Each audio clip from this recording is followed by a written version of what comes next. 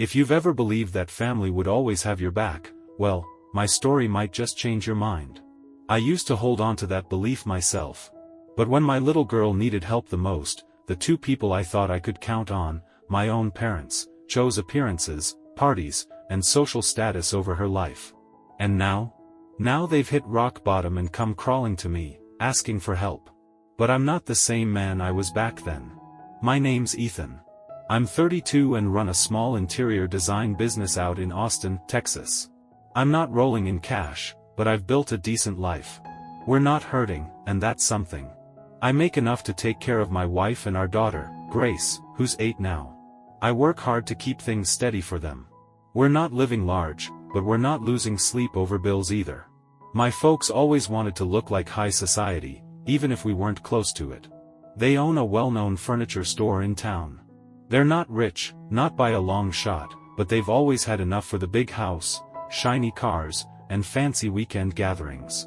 For them, success wasn't about being happy, it was all about keeping up appearances. I'm their oldest, and my younger brother Josh came along 2 years after me. Even as a kid, I could feel the difference. When I brought home an A, they'd barely nod. Good. That's what we expected. But when Josh got a B+, they'd break out the cake and throw a mini celebration. When I headed off to college, it was just a quick hug and a good luck. But when Josh started at a community college just down the road, they threw a full-blown going-away party. Growing up like that, I learned fast, I couldn't count on them. So I kept my head down and worked. Became my own man. Built everything with my own 2 hands. I didn't ask for anything. Still, nothing could have prepared me for the day they'd choose a wedding over saving their granddaughter's life. Right after college, I landed a job at a small interior design firm in Austin. Started from the bottom as an assistant. It wasn't glamorous work, but I loved it. Every time I worked on a floor plan or adjusted a space, it felt like I was doing something that mattered. After a couple of years, I took a leap and started my own company. It was small, sure, but it was mine. I was doing what I loved and calling the shots. That's also when Sophie walked into my life. I still remember it like it was yesterday. It was one of those warm September afternoons. I was moving things around in the little furniture store I was running at the time, checking inventory, when she came in looking for a comfy chair to read in. Thought she was just another customer, but somehow, we ended up talking for an hour. Books, music, dreams, all the little pieces that make up who you are. A year later, we got married. Then Grace came into our lives. Bright eyes, endless energy, and that same spark Sophie has. When she was born, we thought life couldn't get any better. We weren't wealthy, but we had what mattered. I ran my business, Sophie worked as a preschool teacher. Life was hectic, sure, but it felt full. There was just one thing we didn't handle right: health insurance. As a small business owner, I didn't have any coverage through an employer. Private insurance was pricey, and since we were all healthy, we figured we'd wait until things were more stable. That decision would come back to haunt me. Grace was always bouncing around, full of life. But one winter night, 5 years ago, when she was just 3, something changed. She started coughing at night, and it just wouldn't quit. At first, Sophie and I thought it was a cold, but weeks went by and it only got worse. She started getting tired all the time, wasn't eating much, ran a low fever that wouldn't break, and every so often, she'd stop mid-play to catch her breath. One afternoon, while Sophie was with her in the living room, Grace suddenly collapsed. She looked up and said, "Mommy, I'm so tired," and then she just crumpled. Sophie freaked out and called me in a panic. I rushed home and found Grace breathing fast, her eyes glassy, unfocused. Without a second thought, I scooped her up, threw her in the car, and drove straight to the ER. When the doctor came back with the CT scan, his face said it all. He looked tense, serious. "Ethan," he said, "your daughter has a congenital issue in her lung. It's blocking her airway. She needs surgery, and fast. If we don't act now, it could get much worse." It felt like the floor fell out from under me. My little girl? Something wrong with her lung? I couldn't wrap my head around it. But then came the second blow. He walked us down to the billing department, and that's where I got hit with a number I'll never forget, $130,000. "We can do the surgery right away," they said, but we need proof you can pay. Do you have insurance? I didn't. And just like that, the reality hit me. That one choice, to put off insurance, was now staring me in the face, and my daughter was the one paying for it. I grabbed Sophie's hand, trying to hold it together. We'll find the money, I told them. Just save her. But deep down, I had no clue how I'd get that kind of cash in time. And then I thought of my parents. A part of me, just a sliver, still hoped they'd step up. I didn't expect them to drop everything and save the day, but at the very least, I hoped they'd help. She was their granddaughter, after all. How do you stand by and do nothing when your grandchild is fighting to stay alive? With that hope in my chest, I drove over to their house. And when I got there, I was hit with the sound of laughter, music, and clinking wine glasses. The place was packed, full-blown party mode. Fancy food, designer perfume in the air, people dressed like they were at a red carpet event. It was a celebration, for Josh's upcoming wedding. They were celebrating while I was out of my mind, trying to save my little girl's life. I walked up to them, trying to keep my voice calm. Mom, Dad, I really need to talk to you. It's urgent. My mom gave me this annoyed look and waved me off, saying she'd be back after talking with her guests. I had to raise my voice and say it again, this time it cracked. My dad shot me a look, like I was being a nuisance. Ethan, can't this wait? I clenched my jaw, trying not to lose it. Grace has a tumor in her lung. The doctors said she needs emergency surgery. If she doesn't get it, we could lose her. And then I waited for them to say something. Anything. They should have asked the obvious, where is she now? Is she stable? What exactly did the doctors say? I expected at least a shred of concern, a simple, how bad is it, or even, is she going to be okay? But nothing came. Not a word. Not even a flicker of emotion crossed their faces. Just cold, blank stares, as if I hadn't just told them their granddaughter's life was hanging by a thread. I swallowed the lump in my throat, forced myself to keep talking. The hospital won't move forward without a down payment, I said. They need $130,000 before they can even begin the surgery.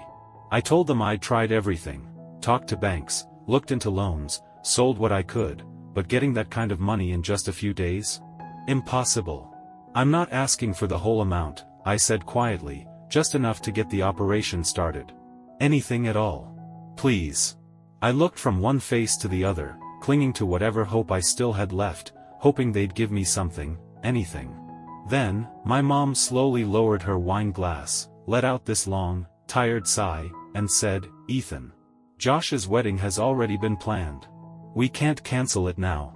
It would be too much trouble. Her words hit me like a brick to the chest. I blinked, trying to make sense of what she had just said. And then my dad, arms folded tightly across his chest like some accountant reviewing expenses, chimed in, we've already spent $300,000 on the wedding. If we hand over that money to you, the wedding's off. I just stared at them. My hands were numb, my legs felt weak. They had spent a fortune, a house's worth of money, on one single night of glamour and flowers and fine wine for Josh. But they couldn't spare a single cent to help save Grace. My Grace. I turned to Josh, my little brother, the same one I'd always looked out for growing up. I'd had his back more times than I could count. And there he was, looking like he'd just walked out of a magazine ad, suit perfectly tailored, champagne in hand, staring at me like I was some drunk guy ruining his fancy night. I felt the last of my pride slip away. I dropped to my knees right there, in the middle of their sparkling party, surrounded by strangers in suits and cocktail dresses. Josh, I begged, please, if you can just help with part of it, I swear I'll pay you back. Every penny. Just, please. Grace won't make it without this surgery. I looked straight into his eyes, searching for even a spark of compassion, some trace of the brother I used to know. But he backed away, just slightly, like I was something unpleasant he didn't want to deal with. And then he scoffed, actually scoffed. You really expect me to throw away my wedding for this? He said, shaking his head. I have a fiancé now. A future. I'm responsible for that, not for this. I felt the words slice through me. I had just knelt, physically knelt, before my own brother, and he'd turned his back. People around us had gone quiet. Some were whispering, others just watching with smug little smirks, as if I were the entertainment. A couple of them even laughed under their breath.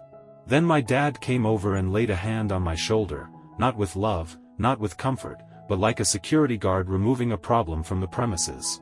"Get up, Ethan," he said, voice colder than I've ever heard. "Stop making a scene." I stood slowly. But I wasn't their son anymore. Not in my heart. Not in my soul. I looked each of them in the eye, my mother, my father, and Josh, and I felt something shift inside me. Something broke, and I knew it wouldn't be repaired. "Thank you, Mom," I said, my voice trembling but sharp. "Thank you, Dad. And thank you, Josh. Tonight, I finally see things clearly. I finally know who my real family is, and who's just a stranger in my life." And with that, I turned around and walked out the door. I didn't look back. Outside, the sky had opened up, and rain was pouring like the heavens themselves were mourning.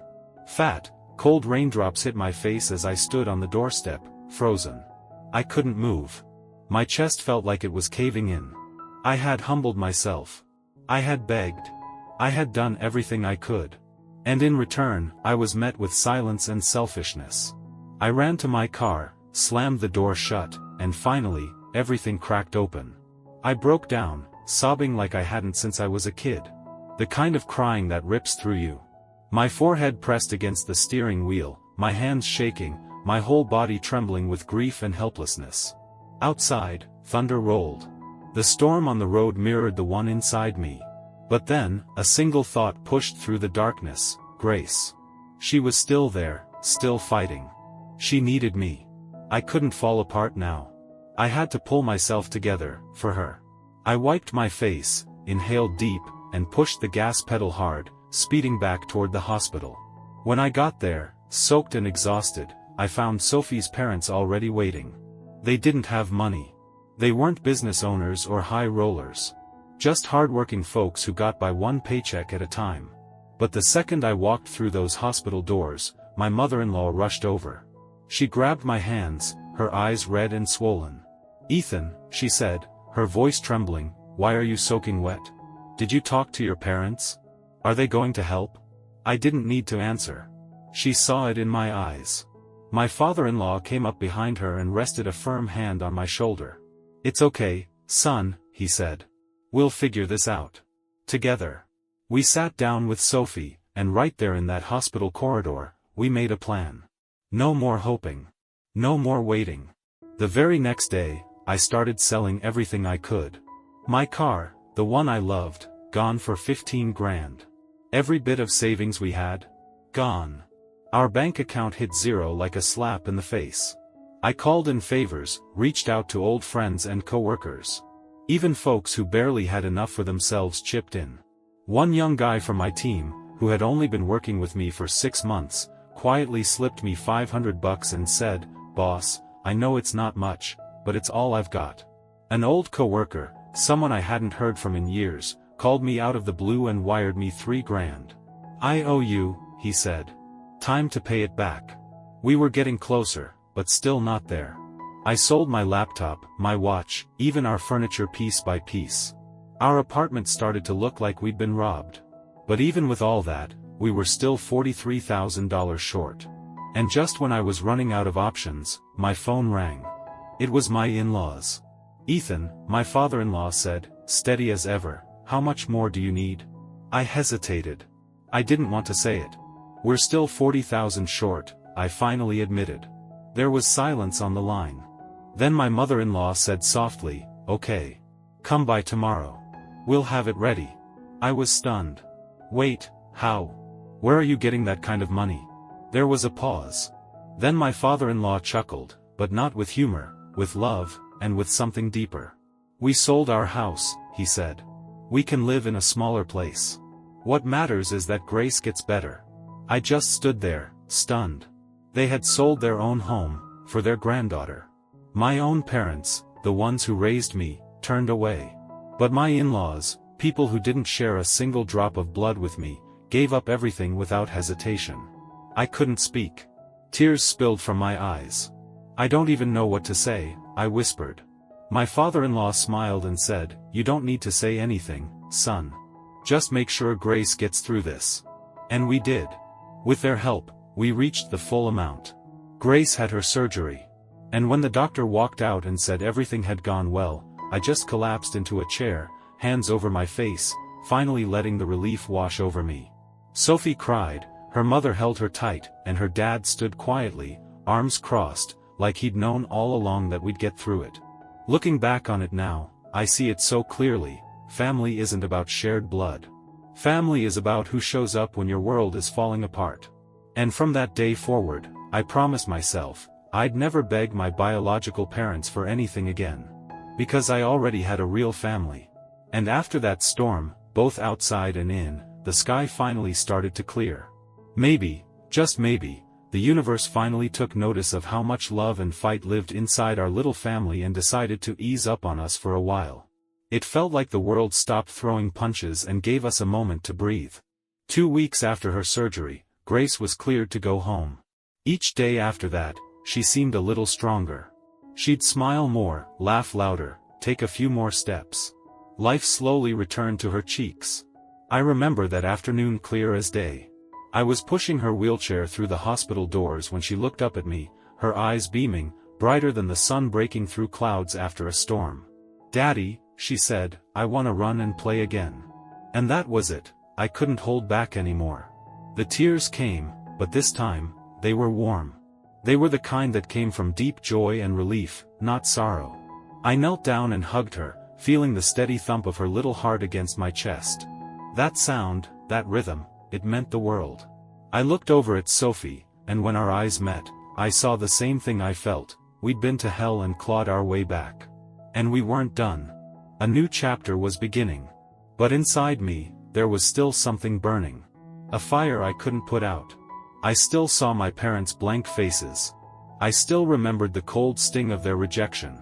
I couldn't forget the way Josh looked at me like I was nothing more than an annoyance. They had treated me like dirt. Like Grace's life wasn't worth disrupting their plans. And so I made a vow, not just to prove them wrong, but to rise for everyone who had lifted me when I was down. I threw myself into work, harder than ever. It wasn't just about paying bills anymore. I was on a mission, to repay every single person who stood by me when it counted. To honor every sacrifice. To make something of myself not because I needed validation, but because I wanted to show that I didn't need anyone's pity or permission. I got up at 5 every single morning. I worked 16-hour days, barely stopping to eat. I devoured everything I could about business, investments, leadership, anything that could help me grow. I wasn't just an interior designer anymore. I became a business owner, a strategist, a visionary. Soon, I wasn't just redesigning homes, I was designing hotel lobbies, commercial centers, corporate offices. Projects got bigger, and so did my responsibilities. I didn't say no to any opportunity. I lost sleep chasing deadlines, drank way too much coffee sitting through back-to-back meetings, and negotiated with people who thought they were smarter than me. But I pushed through. Every challenge added more fuel to that fire inside. And then, it happened. A year after Grace's surgery, I landed a contract I'd only dreamed of before, a $2 million interior design deal with one of the biggest real estate developers in the state. That job opened doors I never knew existed. Within 3 years, my little company that once had 5 employees had turned into one of the top design firms in the entire region. My name started popping up in magazines. There were headlines like "From Rock Bottom to Riches, Ethan's Rise from Rejection, and the Man Who Turned Pain into Power." I knew my parents had seen the articles. I knew they'd watched those clips of me speaking at business conferences on TV. But this time, I wasn't their son asking for help. I was the man who built his empire from nothing, with nothing but grit, passion, and a heart full of scars. About a year ago, Forbes reached out for a feature. They wanted to highlight my company after it was named one of the 50 fastest-growing firms in America. During the interview, the journalist leaned forward, a mix of admiration and curiosity in her eyes, and asked, "Ethan, what inspired you to reach this level of success?" I gave her a smile, the kind of smile that holds back years of pain, but also pride. "I once had a family," I told her. "They were supposed to be my support system. But when I needed them most, when my daughter was dying, they told me their money was already spent, on my brother's wedding." Her eyes went wide. Are you saying they chose a party over saving your child's life? I nodded slowly. Yes. And I want to thank them for that. I didn't sugarcoat it. I didn't hide behind vague language. I said their names loud and clear. My parents, Frank and Linda. My brother, Josh, thank you. Because your cruelty taught me that blood doesn't make you family. Love and loyalty do. When that interview aired, it was like someone lit a match and dropped it in a forest. The headlines blew up overnight. Millionaire reveals family chose $400,000 wedding over child's life. Heartless grandparents let granddaughter suffer for a party. Family values or vanity? One man's shocking story. The internet exploded. People were furious. The comments came flooding in, people couldn't believe it. How could any grandparents do that? Josh's wife must be sick with regret. These people should be ashamed. But that storm? It had only just started for them. Once the truth was out, things unraveled fast. Business partners pulled away from my parents. Clients canceled contracts. Connections they had spent years building vanished overnight. Nobody wanted to be associated with them anymore. Their social circle turned cold. Suddenly, the couple who used to host champagne brunches and brag about their status found themselves isolated and irrelevant. And Josh? Well, Mr. Golden Child's life began to crumble too. He had the big wedding, the picture-perfect wife, the fancy job. He used to look at me with pity, thinking I was some failure groveling at his feet. But after my story hit the news, his wife, Megan, sat him down. Is this true? She asked. He stuttered, trying to spin the story, but truth has a way of speaking for itself. A few days later, Megan filed for divorce. She didn't want to spend her life with a man who could abandon a child for party decorations and a 5-tier cake. And just like that, Josh lost everything. Because anything built on selfishness and cruelty? It doesn't last. All those years ago, I begged them for help, and they laughed. Now the world turned its back on them, and I didn't feel bad for a second. But for me, success wasn't just about proving them wrong. It became about lifting up the people who had lifted me. I went back to every friend, every employee, every colleague who had offered their last dollar to help save Grace. I called them into my office, handed them envelopes thick with cash, offered to pay their debts, to invest in their dreams.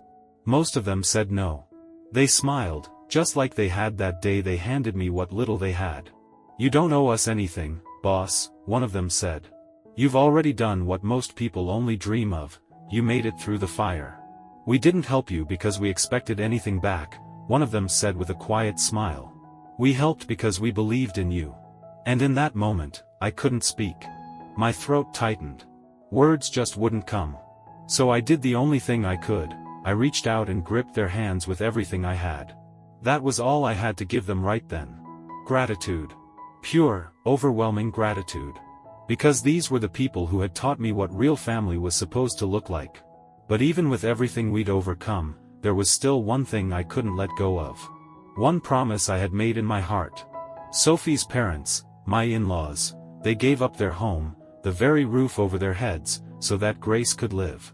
They didn't hesitate. They didn't second-guess it. They moved into a rental like it was nothing, just to save her life. And I couldn't let that sacrifice go unnoticed, not after everything they'd done. After Grace came home from the hospital and life slowly started to feel normal again, I made it my mission to make things right. I didn't tell anyone. I worked quietly behind the scenes.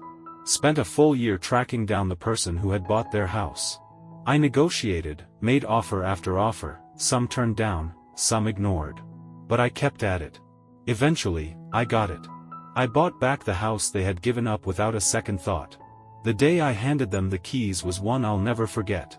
My mother-in-law just stood there, frozen. Her hands trembled, and her eyes filled up with tears. "Ethan, how?" she whispered. I smiled, laid a hand gently on her shoulder, and said, "You gave me everything when I had nothing. This is the very least I could do." My father-in-law didn't say much at first. He just looked at me, quiet, then stepped forward and gave me a firm clap on the shoulder. His eyes said the rest. "I never doubted you, son," he finally said, his voice full of pride. That evening, we all sat down at their old kitchen table, now theirs again, for a simple, home-cooked dinner. No fanfare. No celebration. Just real people, sharing food, sharing space, sharing love. It was the first time in years I truly felt like I was sitting down with family. 5 years after Grace had gotten sick, our lives had changed in every way. We had been through the worst, and somehow, we had come out stronger. And with Sophie pregnant again, we knew it was time for a bigger place. I bought a larger home, not just for us, but for them too. I wanted Sophie's parents, my real parents in every sense, to move in with us. They had given me a home when mine had vanished. Now I wanted them to have comfort, stability, and peace, for the rest of their days. When we told Grace she was going to be a big sister, her face lit up. But when we told her that Grandma and Grandpa would be moving in, she absolutely beamed. She jumped into my arms and squealed, "Daddy. That means I get to see them every single day." I smiled and ran my fingers through her hair. "That's right, sweetheart.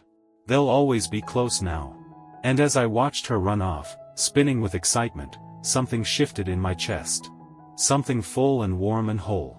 After all the pain, all the betrayal, all the nights I'd cried behind the wheel of my car, it had all come full circle.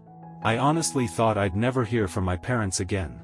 I thought that chapter of my life had been closed, sealed shut.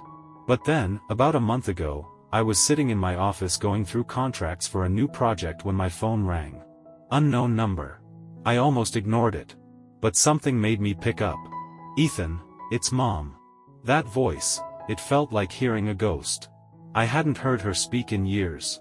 The same woman who had watched me fall to my knees, watched me beg, and turned away without flinching, was now calling me. But this time, her voice didn't carry pride or judgment. It was filled with something I never thought I'd hear from her: desperation. Can you help us?" she asked, voice shaky and low. I didn't answer right away. I just listened. Then she kept going. We're in trouble. We took out a mortgage on the house, and now the bank's about to take it. We need $200,000 to save it. Ethan, please. That number, $250,000, it echoed in my head. Not because of what they needed now, but because of what they refused back then. When I only needed $130,000 to save Grace's life, they had said no. They had looked me in the eye and said Josh's wedding was more important. And now here they were, asking me to step in and save their house. I stayed calm, my voice even. "Mom, do you remember the day I came to you begging for help?" Silence. "I knelt in front of you and Dad. I told you Grace would die without surgery. Do you remember that?" Her voice cracked, almost a whisper. "I remember. I kept going. And you said no. You said Josh's wedding mattered more. You let me walk out without even a second thought. Then I heard it. Her sobs. I know I was wrong. But please, Ethan, we really need you." I let out a short, bitter laugh. "Let me ask you something, Mom. What's more important, a party or a home?" More silence. I leaned in, not yelling, just firm. "That day, you chose a party over a life. And now that you've lost everything, you expect me to just forget it and help?" She cried harder. "But we're family, Ethan. Family helps each other." That word, family, it hit me differently now. "You want to talk about family?" I said, my voice steady but hollow. "My real family already helped me. My in-laws.